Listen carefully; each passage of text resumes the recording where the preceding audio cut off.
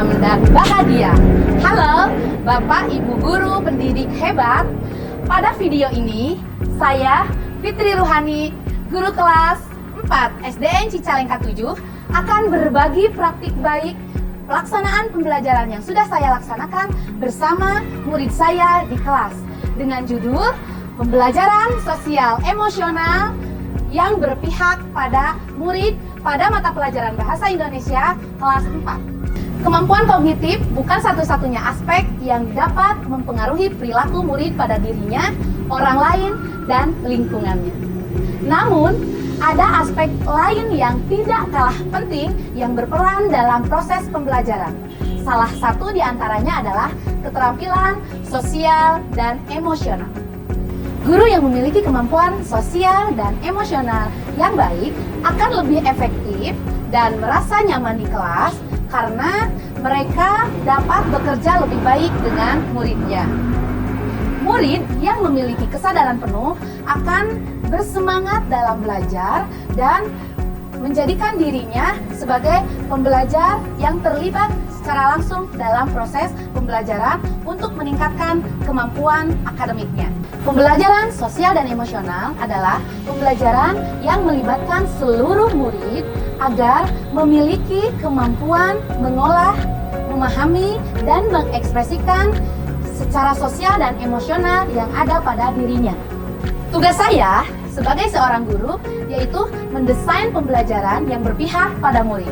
Salah satu di antaranya adalah mengimplementasikan pembelajaran sosial dan emosional di mana pembelajaran tersebut murid bisa merasa bahagia dan memiliki kesadaran penuh dalam proses pembelajaran. Seperti apa langkah dan strategi pelaksanaan pembelajaran yang sudah saya laksanakan di kelas? Mari kita simak video berikut ini.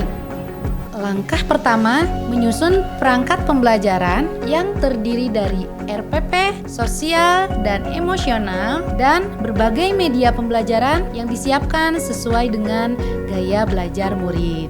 Langkah berikutnya yaitu menerapkan strategi pembelajaran sosial dan emosional melalui potensi sosial emosional yang terdiri dari kesadaran diri, manajemen diri, kesadaran sosial, membangun relasi, dan pengambilan keputusan yang bertanggung jawab.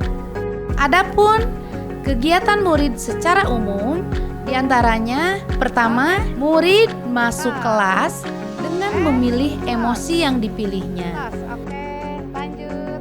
Up, iya. Tos, oke, tos. Mau apa? Salim. Berikutnya, memberikan motivasi dengan tepuk semangat dan tepuk bahagia. Ini merupakan kompetensi manajemen diri.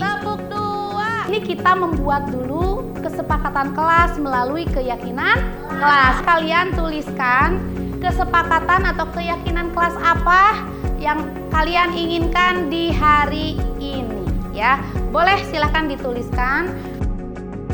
Kemudian, murid mengamati gambar seorang dokter dan mengungkapkan perasaannya ketika melihat gambar dan tayangan yang ada pada video. Guru memperlihatkan gambar emosi, senang, sedih, marah, dan takut. Kemudian, murid memberikan alasan perasaannya. Murid dan guru bertanya jawab seputar cerita yang ada pada tayangan. Hal ini merupakan kompetensi kesadaran sosial. Murid mendapatkan apresiasi. Tangan untuk Alim sama Rizky, kasih tepuk tangan dulu ya. Kemudian melakukan ice breaking. Selanjutnya menggambarkan sosok murid di masa depan. Kemudian murid memilih berbagi cerita sesuai dengan kemampuannya. Ada gambarnya Melalui gambar, baik itu dengan temannya, praktik secara langsung. Kegiatan ini merupakan keterampilan relasi.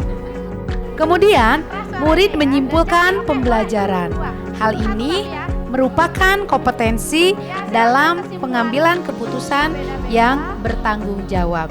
Kenalkan, nama saya Nazifa Munawwaratul Nafisa, murid kelas 4A, murid di SDN Cijangka 7. Pada pembelajaran hari ini, saya merasa bahagia karena motivasi yang Ibu Fitri berikan menjadikan saya menjadi semangat belajar, berprestasi, dan berkarya dalam proses pembelajaran di kelas.